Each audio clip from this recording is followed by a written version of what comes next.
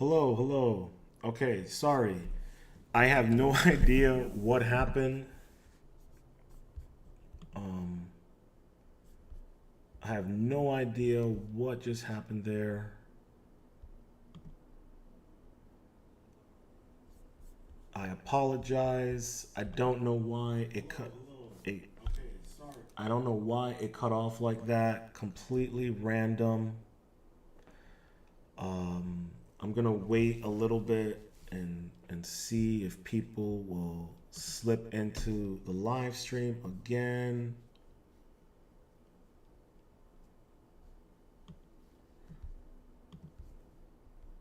And yeah, I apologize. I have no idea what happened there.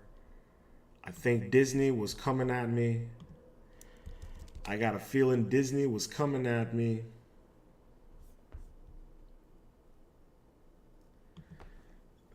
They weren't happy with what I had to say. I think I struck a nerve. So hopefully people will make their way back into the live stream. I see we got one person coming in. I'm gonna have to call this round 4 since round 3 has ended. But I don't know what happened. I don't know why it cut off. Like I said, um, very odd. I don't think Disney was happy with what I was saying, and I didn't say anything that bad either. So I feel a little hurt. I feel a little hurt. But I'll wait a couple more minutes um, before I get back into it.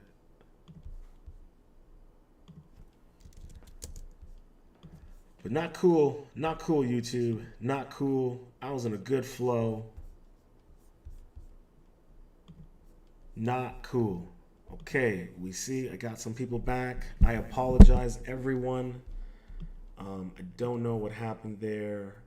Like I said, I think Disney did not appreciate what I was saying. And like I said, I wasn't saying anything that bad. I was being pretty, I think I was being pretty relatively mellow with my frustration. I could go off, but I'm not. So, come on, guys. All right, let's get back into it. I apologize. Let's keep going. All right, where were we?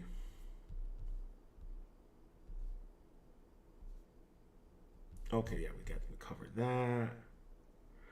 Okay, we were talking about how they break their own canon. Yes, they don't care about their own canon. Um, they break their own canon, like I was explaining to you. They literally have an issue of their Star Wars comic. I do not feel like going to pull it up right now and grab it, but they literally contradict their own lore in that comic. They've done it in Rebels. Uh, they've done it so many times, it doesn't even matter anymore. I mean, they're literally going to rewrite the Force in this. They're constantly changing things. And that's just it. They really have no real actual concept of canon in Disney Star Wars. All right, let's continue. Okay, so in fact, Headland chose to place the Acolyte at the very beginning of the Star Wars timeline so canonical issues would be minimal. Again, they already contradicted their timeline, but let's continue. The show is a mystery thriller. Someone is killing Jedi's, set at a time when the Jedi are at their peak, the pre-Phantom Menace era that has been explored in Star Wars novels but never on screen. Again, not true, and they're already breaking their canon. The only character in the Acolyte that previously existed anywhere in the franchise is a Jedi Master from novels named Vernestra Rao, headline cast of her wife, Rebecca Henderson, in the role, giving her a lightsaber that can transform into a whip. So there you go. The only actual character from that era that actually was a real character she gave to her wife to play that has a lightsaber that transforms into a whip, and it's a purple lightsaber. So you're taking away Mace's lightsaber, you're taking away that iconicness, and you're giving her a pink lightsaber. And if you've seen the video clips of it, it doesn't make any sense. A lightsaber whip is not practical for a Jedi to use. And in expanded universe, it was a polyfilament wires that were energized with plasma, so it wasn't a actual beam of plasma. So they don't even know how to make lightsabers at work. And supposedly she created an entire new lightsaber that the lightsaber people were like, this doesn't work, you can't make this, it doesn't function in Star Wars. So, as much as Star Wars is fantastical, there is still a level of realism in the technology that is used. But let's continue. Leslie wanted this show to be accessible. No homework needed before watching. Jocelyn Beale, the Ghanaian American writer, Headland added Bio to the writer team for the Acolyte, specifically because Bio was not a Star Wars devotee. So think about that. She hired someone who was not a Star Wars devotee. Do you guys remember what happened to the Rings of Power? So think about that. They're hiring people who don't even like The Witcher. Look what happened with Netflix and The Witcher. Look what happened there. Netflix's The Witcher is a perfect example of the showrunner telling you, I don't even like this. I don't even like the lore. I don't even like the books. So here you have people who don't like Star Wars, don't know the world. And sure, maybe Andor kind of won with that idea, because I know the guy who did it wasn't really a hardcore Star Wars fan. But I mean, the issue here is like, you're literally going to focus on the Jedi, and you're going to hire someone who does not even like Star Wars to help you fundamentally create this era of Star Wars. And this is what I'm telling you. They don't hire people that actually like the content. They don't hire people that actually like the IP.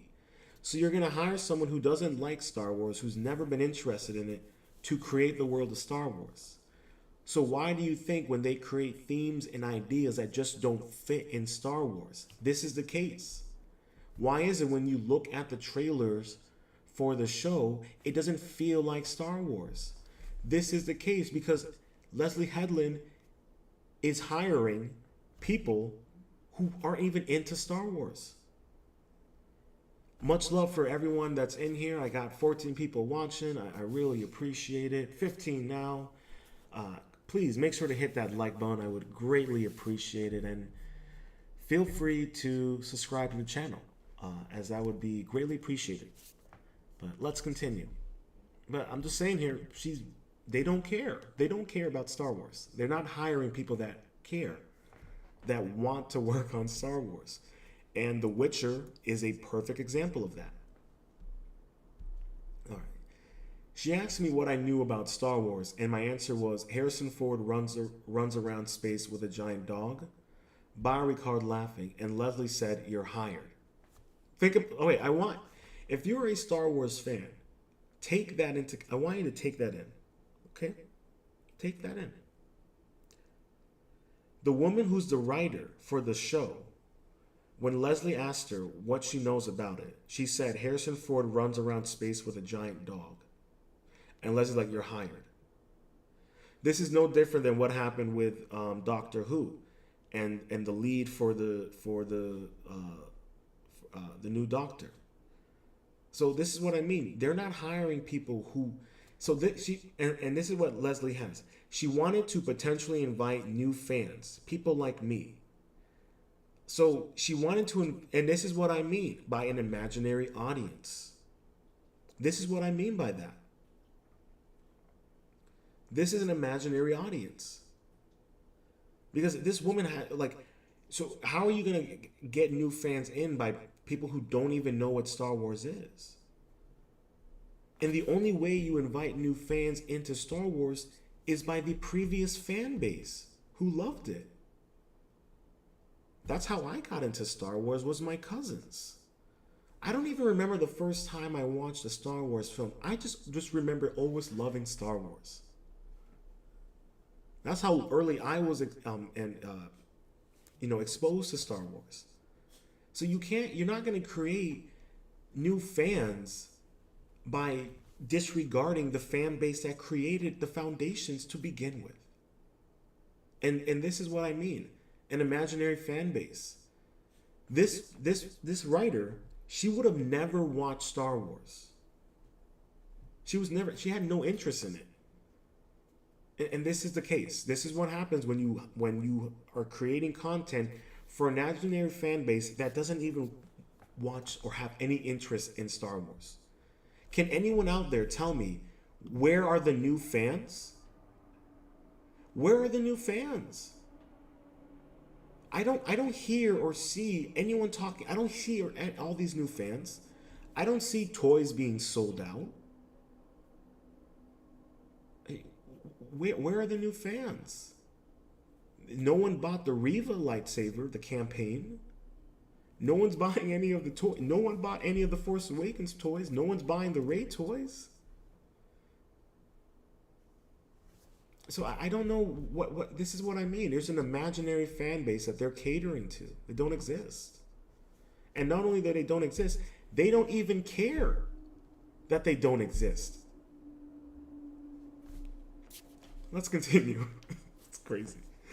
The first Acolyte trailer, released in March, racked up 51.3 million views in its first 24 hours, a record for any live-action Star Wars series, including The Mandalorian, according to Lucasfilm. Sneak peek Acolyte footage released in theaters in early May highlighted the show's unique martial arts sequences. Fan sites instantly mean the style as Force Fu, not in a good way. They're trying to spin it as if it was it's not in a good way. If you've seen those brief little fight scenes that they showed, they're not good. And if it wasn't for one of the guys on Film Threat who saw it, he literally said the fight scenes in this show are the equivalent to Ahsoka. And if you've seen Ahsoka, and if you've seen the fight scenes in Ahsoka, you know what you're gonna get. We have seen fan film Star Wars films that have better choreography than we will probably ever see in Disney Star Wars. Just keep that in mind. And here's, you know what's funny about it is that there was actually a sect of Force users in the expanded universe who patrolled hyperspace lanes and the space stations around them. And they would use a form of martial arts in conjunction with the Force.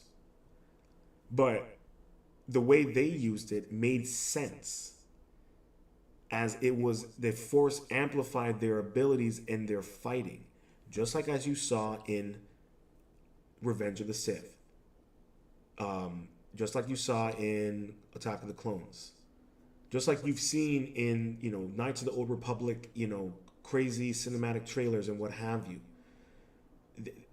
And even in the expanding universe, this sect of Force users, they didn't even use weapons. They used their hands. And if you've ever seen like old school martial art films or even more modern ones, and they kind of show those really fantastical abilities of guys who are so quick that they can dodge bullets and things like that, that's what you were experiencing. The only difference is they were amplified by the Force, and it made sense. This doesn't make sense. If you've seen it, you're going to convince me that a woman with tiny throwing daggers is going to defeat a Jedi Master with a lightsaber. How does that make sense? Even when you look in terms of the expanded universe, when it came to the Sith assassins, they were a force to be reckoned with. They weren't using tiny throwing knives. And the fight scenes that we are exposed to, that they've promoted out, I'm not going to show them because I don't need Disney coming at me any more than they already probably are. Everything is over choreographed, so it doesn't feel natural. There's no fluidity. You watch old school Jet Li films, the choreography is fluid. Jackie Chan, it's fluid. Tony Jaa, fluid. Donnie Yen, fluid. Even the 70s martial art films, even though the choreography is clearly, one, two, three, it still felt like there was a story, like there was tension.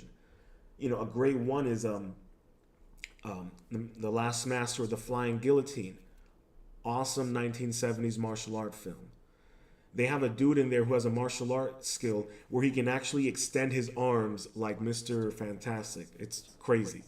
But what I'm trying to say here is that Crouching Tiger, Hidden Dragon is the closest you'll get to, force sensitive martial artists. But even there, the choreography and everything felt fluid. The choreography also represented the characters. That's what makes Tony Jaa's films incredible. That's what makes John Woo's, films incredible. Jackie Chan, all of that. The choreography also complements the story, and it reflects the characters. We don't see that in the lightsaber choreography that we've seen recently in Disney Star Wars, and we're not going to see it in the Acolyte. We saw what they did in Ahsoka. I saw the fight scene between Ahsoka and Hayden Christensen. She could not keep up with him. He had to slow down. She kept on missing her marks. He had to lead her. So, these are just things to keep in mind. So let's continue. But a loud primordial part of the Star Wars fandom has pushed back in predictable fashion. Okay. Why are there so many women, girls, and minority characters increasingly dominating the ranks of the Jedi? Reads a comment on the Acolyte trailer, with others expressing a similar worldview. It is the vision of the same misogyny and racism that greeted Rey, the female Jedi, who made her debut in The Force Awakens in 2015 and drove Kelly Marie Tran off social media when she appeared in The Last Jedi. Rey was not a good character. She was not a strong character.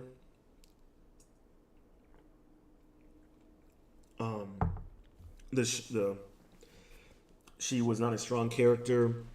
She is a Mary Sue. You can fight me on that, but she clearly is. She was not supposed to be the main star. Finn was. He was supposed to be the Jedi. We know because literally there is a scene where behind the scenes talk where John Boyega freaks out about getting handed Anakin Skywalker's lightsaber. He's the first one to hold it. So we just know she's not a good character. She's not a strong character. And I'm sorry to say it, Daisy Ridley is not a strong actress. We know that Kelly Marie Tran did not leave because of her appearance in The Last Jedi. She left because she was tired of Hollywood and all the bullshit. So that's not true either. Why are there so many men, women, girls, and minority characters increasingly dominating the ranks of the Jedi?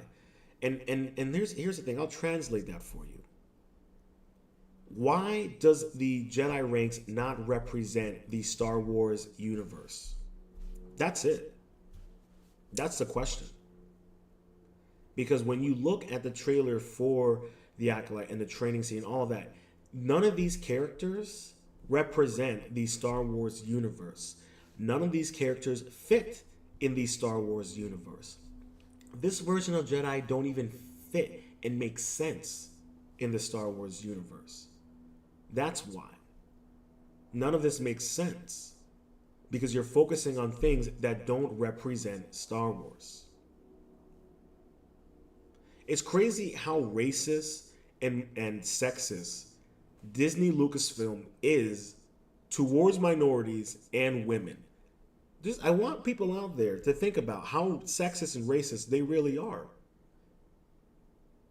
They use women and people of color to virtue signal for their own agendas and an IP that doesn't even that fundamentally goes against everything that they believe in.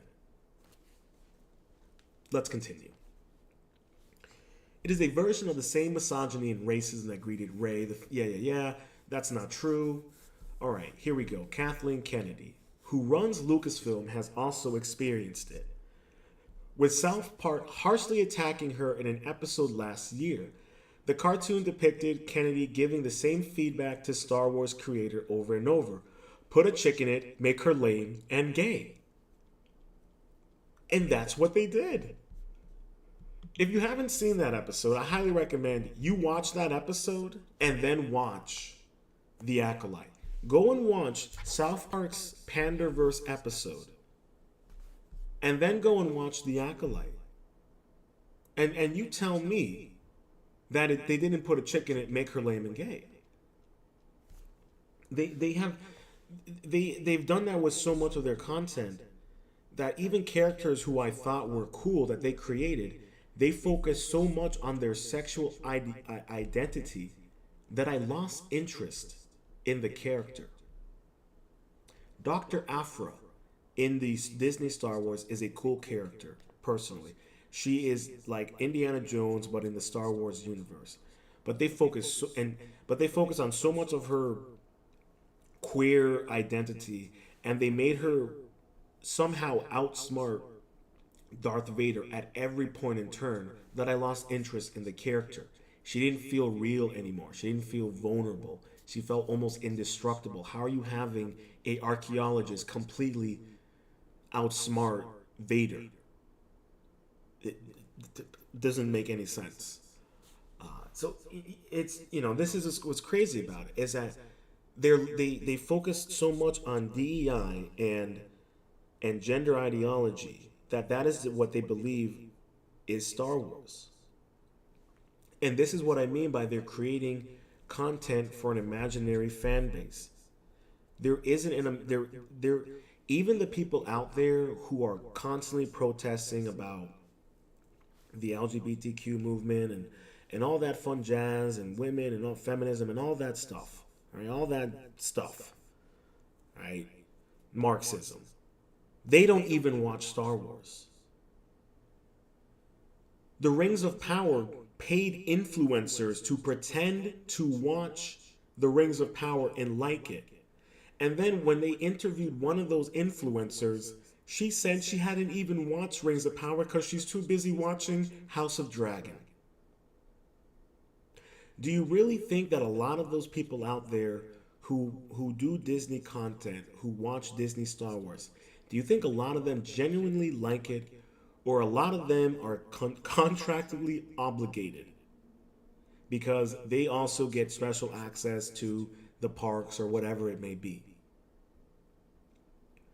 And yes, you have people out there that are very critical of Disney Star Wars, and I'm one of those people currently right now as you're watching. But I'm also approaching my criticism in the veins of not trying to exploit people who care about it or try to make up things that aren't really true. As you've seen, I've been trying to clarify a lot of their own stuff. They don't know their own lore. They don't understand choreography. It's clear. It's clear they don't. If you did, you would have hired the choreographers for Attack of the Clones and Revenge of the Sith. You would have hired the choreographers who made the fight styles for Star Wars. But we're not doing anything like that. And now you're and this whole thing with Kathleen Kennedy, this is what she's been doing. They literally just said, we just covered it in the article earlier. The woman who's the head witch, they go out of their way to tell you she's a lesbian. Which means that you're going to see her in the show more than likely kiss a girl. Why? Why? Why do you need that? So then you do it. You put a chick in it. You make her a witch, and it's probably not going to be a very interesting character, and then you make her gay, and then like you're surprised.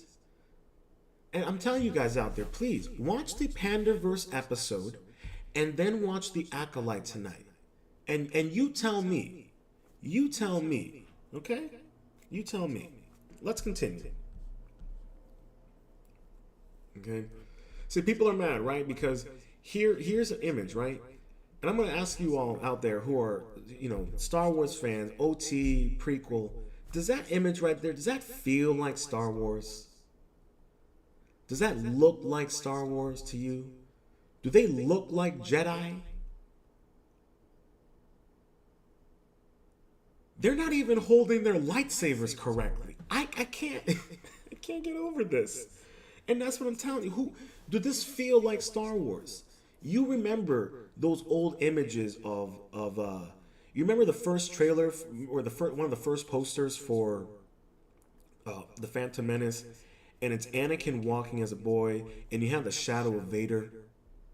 That just felt like Star Wars. And he's on Tatooine. It felt like Star Wars. It wasn't a lot, but it felt like Star Wars.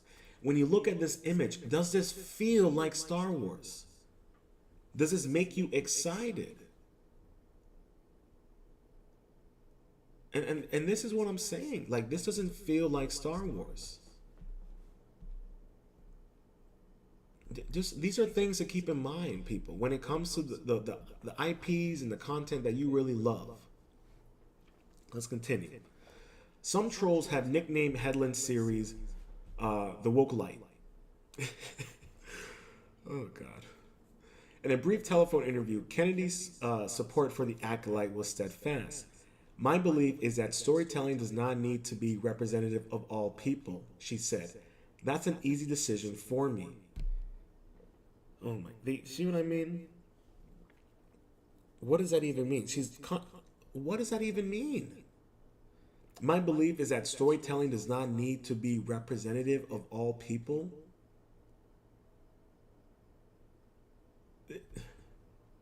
This is what I mean. They don't. I don't even know what that means. I'm going to just ignore that. That's one of the most stupidest things I've heard. I don't even know what that means. It doesn't even make any sense. And this is what I'm talking about. I'm just so fascinated by that. Let's continue. Jesus. Operating within these giant franchises now, with social media and the level of expectation, it's terrifying. Kennedy continued. I think Leslie has struggled a little bit with it. I think a lot of the women who step into Star Wars struggle with this a bit more. Because of the fan base being so male-dominated, they sometimes get attacked in ways that can be quite personal. And this isn't true. Male-dominated, it's a boy brand. It was made for boys. Yes, it was made for boys and girls, but who did it really appeal to? But men and women, boys and girls, loved Star Wars. There's a tweet going viral of a girl from the 1970s, and she's dressed in a rebellion pilot outfit. There weren't any there were no female rebel pilots in, Star Wars, but she loved it, and she made the outfit herself. So what are we talking about here? This idea of being attacked and being male dominated. This doesn't make any sense. And the people who are criticizing Star Wars, yeah, you have a handful of people who are racist and sexist and all that, but they're a small fraction. The whole Moses Ingram situation, they try to make it seem like half of the world was attacking this woman, and then they release 4 supposed racist messages towards her, and one of them was actually pretty funny, to be honest with you. And this is the thing. We do know that Disney buys bots. We know that. We know that they buy bots, and we know that some of those bots inflame the conversations. So if you think that there are Disney bots out there that are making racist comments in order to drive traffic and conversation towards the Acolyte, you're being foolish and crazy to think that they're not doing that. I'm just saying. Let's continue. Hedlund has tried to limit her exposure to online conversation, both good and bad, instead relying on her friends for weather reports. Jesus. Well, sweetheart, I can assure you right now, you're in for the perfect storm. And not even George Clooney could survive that. As a fan myself, I know how frustrating some Star Wars storytelling in the past has been, Hedlund said. Declining to cite specific examples, I felt it myself. So here we have a woman who's about to release a Star Wars show that costs $180 million. That's 30 minutes long, which means it's a 25-minute show with 3 to 2 minutes or 5 minutes of intro and recap. She's about to release a show that will probably destroy any little faith or fan base left. And she's going to pretend and throw shade at the past stuff. And I wonder why. Is it because it was by men? Is it because the sequel trilogy was made by men? Is it because The Mandalorian was made by a man? Andor was made by a man? Rogue One was made by a man? What are you trying to say here? They don't even believe in this show. You don't hear. I don't see anyone excited for this show. She calls herself a fan, but she's hiring writers who don't even know what Star Wars is. Make it make sense, please. Leave a comment and make it make sense. I would love your dissertation on this. She followed up with text messages. I stand by my empathy for Star Wars fans, she wrote, but I want to be clear. Anyone engages in bigotry, racism, or hate speech, I don't consider a fan.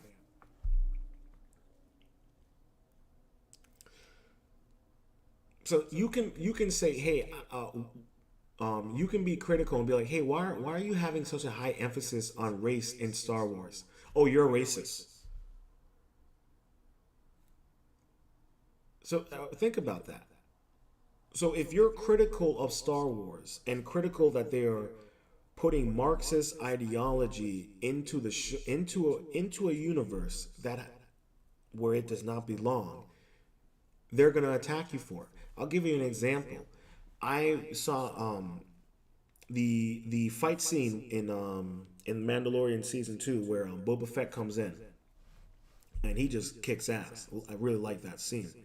I left a comment and a clip of it, and I said, man, he is a savage in the fight scenes in this. I then proceeded to get attacked by over 100 people saying that using the word savage is racist against the actor who played Boba Fett. Manu Bennett, I think. Is that his name? I'm not sure. I might be getting it wrong. But I was being called racist because I used the word savage. Because I said his fight scenes were savage. So this is where we are. You have people who are correlating a Polynesian actor to a clone in the Star Wars universe. There's no such thing as Polynesians in the Star Wars universe. And this is what I mean.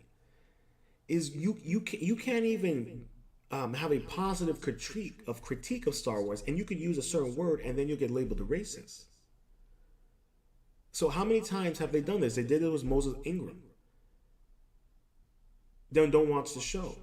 How many times have they told people, don't watch the show? If you're a white man, don't watch the show. If you're a straight man, don't watch the show. And then you alienate the women who are like, well, I wanted to watch it with my white husband or boyfriend, or I wanted to watch it with my straight man. It's just crazy to me. Star Wars projects aren't known for personal or idiocentric filmmaking. Yeah, that's okay. Jesus Christ, bro. The production and marketing budgets are simply too high. The storytelling must appeal to the widest possible audience to make the numbers work. That doesn't make any sense. I don't even know what that means. This is, they don't, I can't, I'm not even going to acknowledge that because that will just, I'll go off on another rant. I'm trying to wrap this puppy up. Don't worry, I'm probably going to do another part. I want to cover WD Pro and their thoughts, but I'm going to have to do that in a separate stream, but I want to wrap this part up, round 4. Well, let's continue. Rian Johnson directed The Last Jedi. Told the New York Times in 2017 that he didn't even try to put his own stamp on the franchise.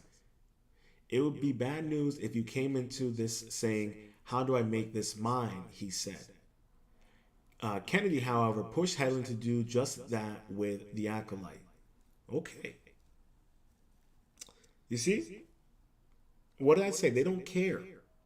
They don't care about Star Wars. They don't care about the fan base. This should tell you everything you need to know. I mean, at this point, you don't have to watch the show. I'm going to watch it because I'm going to review it because I need to break this stuff down because I need to. But I'm just telling you right now, they don't care. They don't care. They're like, we're not going to make it Star Wars. Make it your own. So it's not Star Wars. Just so you know, right here, Kathleen Kennedy has confirmed that any Star Wars that comes out now is not Star Wars. It's fan fiction. She has just confirmed that. It's fan fiction. So, just so you know, moving forward, Disney Star Wars is Disney Star Wars fiction, fan fiction. It's just fan fiction. That's all it is. You've written a great Star Wars show, Kennedy told her in 2019 in response to early scripts. Now go write a Leslie Hedlund show. Kennedy had read one of Hedlund's plays, Cult of Love, which explores a complicated relationship between siblings. It's about her personal experience, Kennedy said. And it was just so well done and incredibly emotional. I remember reading that and saying, Leslie, this is exactly what you should tap into as you write this story for us. Jesus.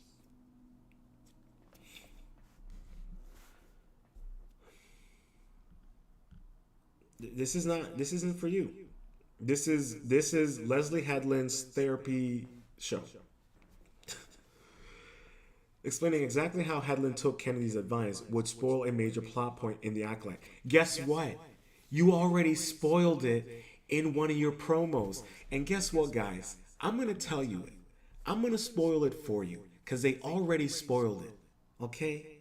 They already spoiled it for you. So I'm not spoiling anything that Disney didn't already spoil. All right? You see this chick right here? Amanda Seinberg, who stars as a dreadlocked warrior in The Acolyte, which is offensive and racist. I do not know why this author has to be so racist with his descriptions of people. It's really fascinating. But this is Marxism for you. And this is liberalism for you. Okay? This chick right here, she's a twin. They spoiled it in their own promos leading up to the release of the show. That's how much faith they have in this show. They literally spoiled the plot point, the major plot of this show. And I'm telling you guys that because as you can tell so far from reading this article, I don't think they really care or have any interest in us as fans. And this is definitely not for us. So I already spoiled it for you. You should be like, okay, that's fine. This is not for me. As we already told, this is not for us. This is Leslie Hedlund's therapy session set in a Star Wars universe. So there you go. So yeah, you see, I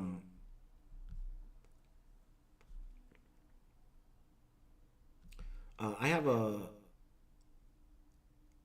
Okay, explain exactly how Hedlund took Kennedy's advice would spoil Mary plot. Let's just say that Hedlund heightened a clash between characters. I have a very strained relationship with my youngest sister, and I feel like one of the reasons it is strained is that we both see each other as the bad guy, Hedlund said. Dangerous territory. And as if I was going to tell a story about bad guys, it seems to me that the place to start should be a familiar relationship where one person is adamantly convinced of her correctness and the other person is adamantly convinced of her correctness. That's not Star Wars. And just so you know, that's literally they're taking Jason Solo and his sister, the twins, the Solo twins. This is that. Just so you know.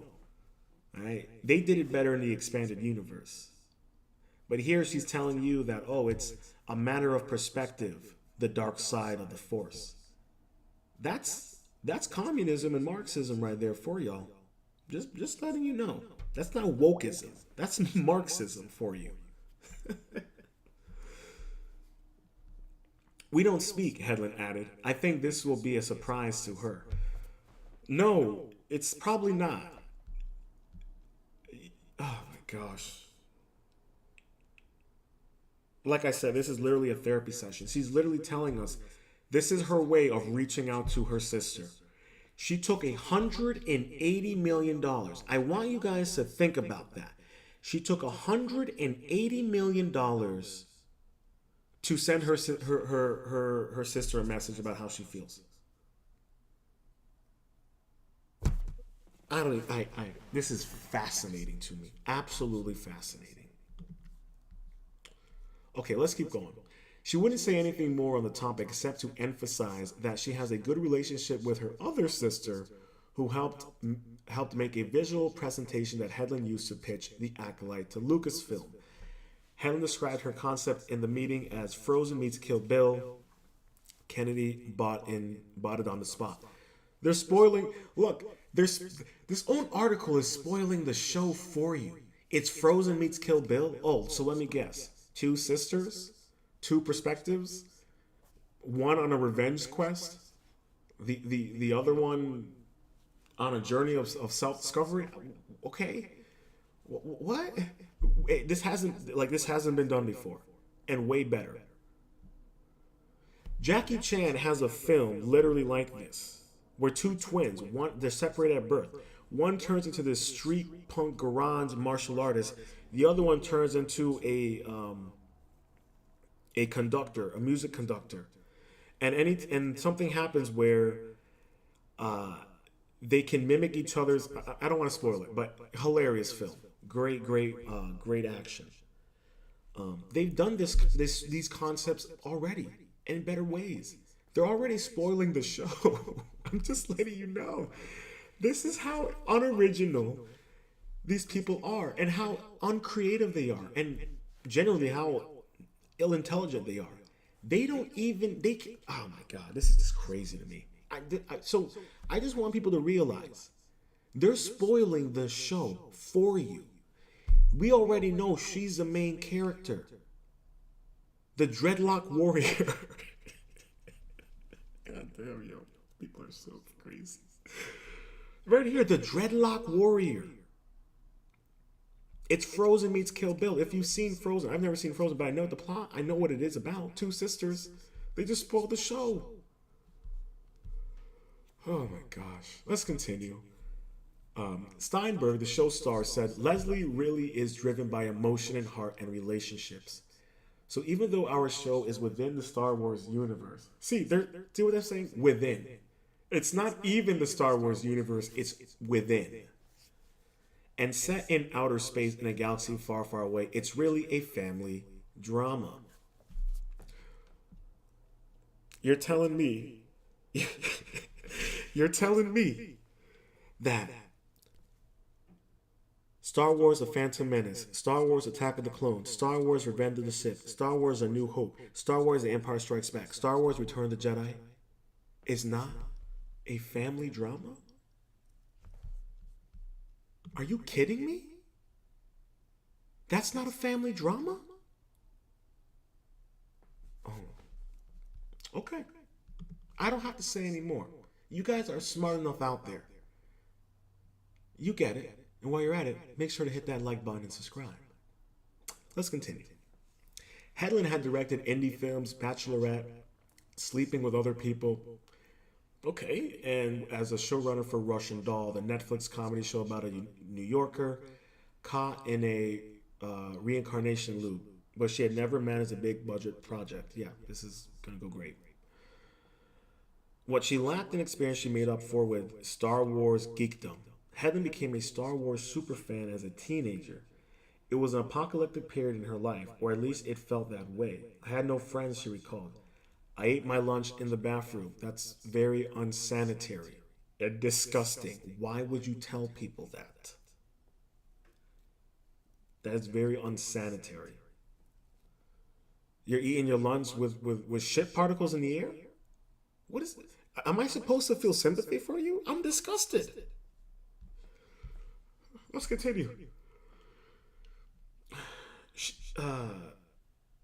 she found some solace among the misfits in George Lucas's space operas, discovering books like Timothy Zahn's Heir to the Empire, and collecting action figures. When Lucas released the special editions of his first three Star Wars movies, Hedlund lined up at her local theater on opening night. A few years ago, she had Ralph McQuarrie's concept art of Princess Leia tattooed on her right hand. Star Wars has been a part of my personality since I can remember, Hedlund said. So working on this show has been a dream. I had to take my shot. She paused for a moment. If it doesn't succeed, it's because of me, she said. That's really scary to think about. No, I'm not going there, she said, climbing back on the razor's edge. You're damn right, Leslie, it's going to be on you, because Kathleen Kennedy sure as hell ain't going to take the blame if this show collapses.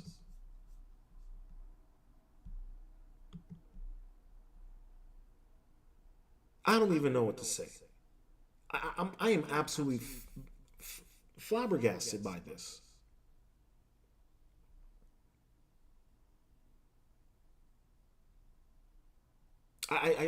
This is crazy. Crazy. I didn't think this article was that crazy. She calls herself a Star Wars geekdom fan, but then hires people who don't even like Star Wars or knows what it is.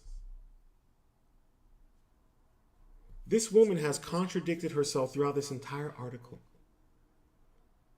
I just want people to keep that in mind. Okay? Keep that in mind. She doesn't care about Star Wars. Kathleen Kennedy doesn't care about Star Wars. This show isn't even it's not Star Wars. It's set within. It's not even Star Wars.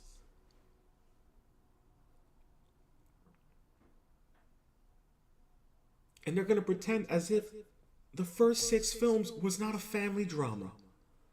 Are you kidding me? You got to be kidding my dick right now. This is unbelievable.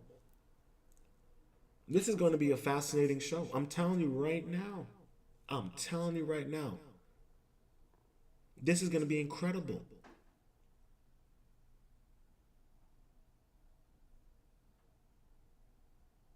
And this is what I'm saying. Like, you, after listening to these quotes from Kathleen Kennedy and Leslie Hedlund, you don't be surprised anymore. You know what you're going to get from Disney Lucasfilm. And honestly, you know what you're going to get from Marvel as well. Let's be real here, okay? Kevin Feige is just Kathleen Kennedy, but with a dick and balls. Look what's going on with the new Captain America movie. It's like on its 4th or 5th reshoot. And keep in mind, they're trying to work around the Israeli superhero that they have in the film. So good luck putting that out right now with what's going on in the Middle East. But this is not this isn't for us. If you are a long-term Star Wars fan, this show isn't for you. This show is not even Star Wars. It's fan fiction. They admitted to it. Kathleen Kennedy admitted to it that this is fan fiction. Leslie hadn't admitted this is fan fiction, and this is a story to deal with my emotional trauma and to send a message to my little sister. So it has nothing to do with the Jedi. It has nothing to do with good and evil. They're literally telling you here that good and evil is a matter of perspective. And that's what they're going to be telling you. That's what they're going to be doing in this show. They're going to try to make you sympathize with the Sith. Make you relate to the Sith. This is dangerous waters. This is This is propaganda. This is reprogramming. So to wrap this up, guys, like I'm telling you right now, this show is not gonna go well for everybody involved. I mean, do I have it in here? I don't. Let me pull this up real quick because I got to show you guys this before I head out. I got to show you guys this. And this is what happens when you hire people who don't like the content, who've never even seen the content. Let me see if I can find it real quick. Yeah, here it is. I'm gonna pull this up for you guys real quick. I'm not sure how many people have seen this, but I need you guys to check this out.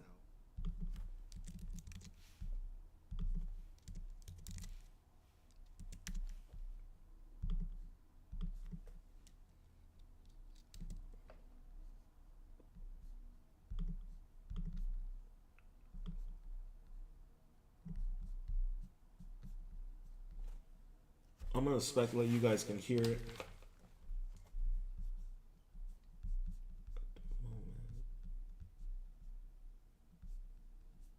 No, hold on. Let me fix this real quick.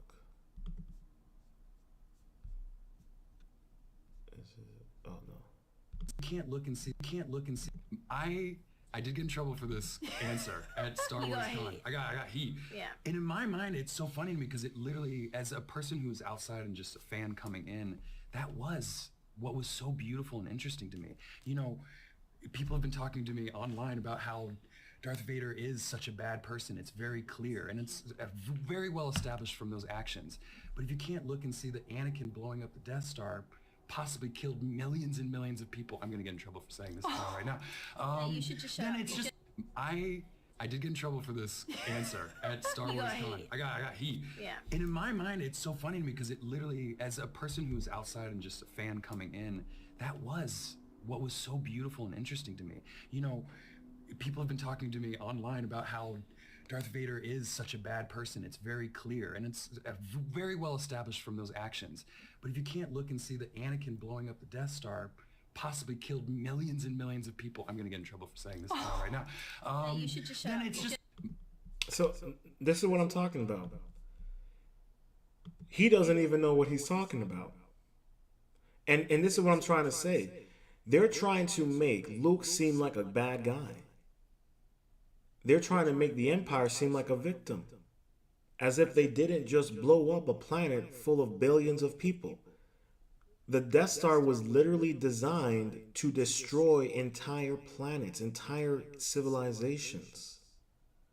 And just to correct him, there were 500,000 people stationed on the Death Star, not millions.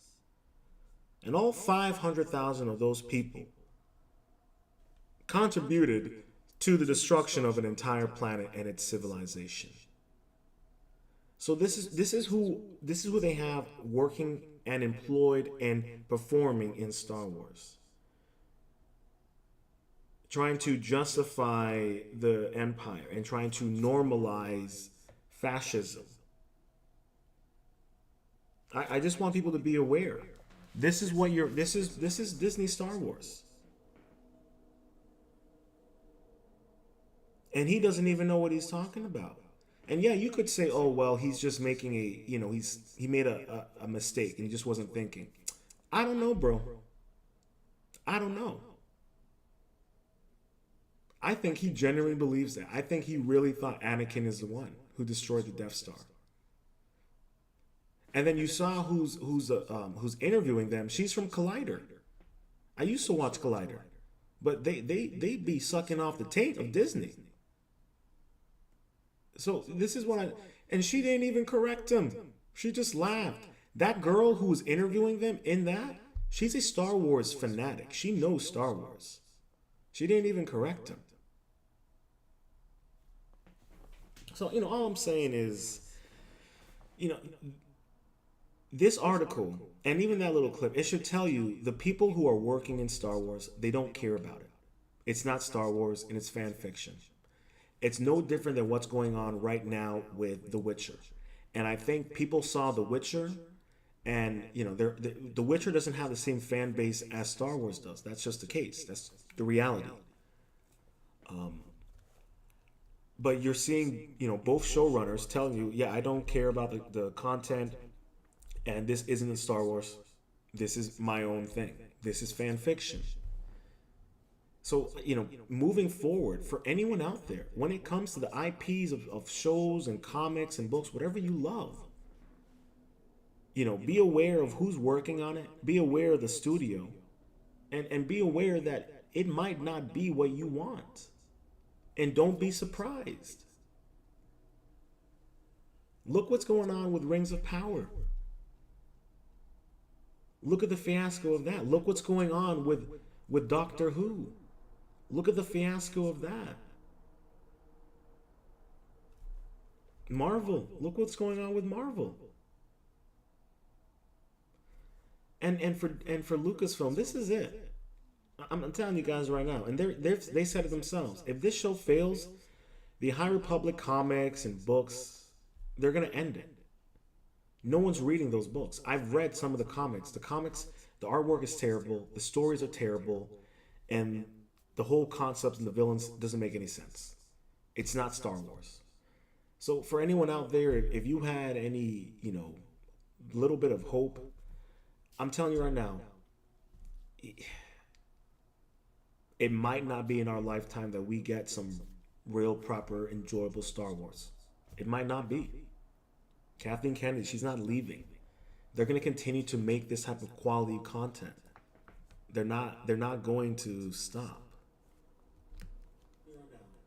So, I don't know what else to tell you guys. I'm going to review the show. I'm going to watch it. And we'll just go from there. But with what George Lucas has been saying recently in his comments, I think he's seen The Acolyte. I think he's seen most of it, if not all of it. And I think he was preparing us. I think he was. I think people out there, like Film Thread, people out there who've seen it, WD Pro, people out there who've been covering the leaks and all that, they know, and a lot of us know, this is not going to be a good show. Disney knows it's not even going to be a good show. They spoiled the whole plot of the season. We know, even in this article as we covered, they spoiled the plot, one of the major plot points. So they don't care about their own content. And, when this show fails, which it will, you're not going to hear anything else. They're going to just pretend like it didn't happen. And then they're going to blame it on us. They're going to blame it on the sexist fans, on the racist fans. But you just told us you don't want any of the older generation. You told us you're hiring people who've never watched Star Wars, who don't like it, to make it for people who never watched Star Wars and don't even like it. Fascinating. Absolutely fascinating. Crazy. Woo. I'm probably going to be back, hopefully later tonight, to cover WD Pro. They got an episode of their show that they put out that I wanted to cover some of their theories and speculations about what the show's going to cover. And I wanted to just kind of give my thoughts on the Force implications that the rumors are and what it means in terms of future content of Star Wars, but also the future content of lore in general, as I said earlier. So I'm probably going to be doing that later tonight, probably before the show comes out. So keep an eye out. It'll be another live stream, so just keep an eye out for it. If you're new to the channel, please make sure you hit that like button. Make sure to subscribe, leave some comments with your thoughts and theories and feelings about the state of Star Wars and the state of Hollywood and the state of creativity in Western society right now. They're not having any problems in the East when it comes to creativity and original ideas. So Please let me know what you guys are thinking about it. And at the same time, I also really want to thank everyone for stopping by and hanging out with me. I apologize. We had that little technical issue where the previous stream got cut, but I'm glad I was able to be vigilant and smart and get us back rolling and going. So I just want to say thank you for everyone who took time out of their day to hang out with me and on this little journey. Really appreciate it. And I really hope everyone has a wonderful day if you can. And the weather's nice. Get out there and just be one with nature. You know, spend some time out there, do something positive, and just keep your head low and just focus on being the best version of yourself. And I'll see you guys tonight. I hope you enjoyed this episode of Lounge Rōnin. All things, everything. If you've made it this far, please make sure to hit that like button, subscribe, and ring that notification bell. And until next time, stay positive, stay focused, stay true, and much love.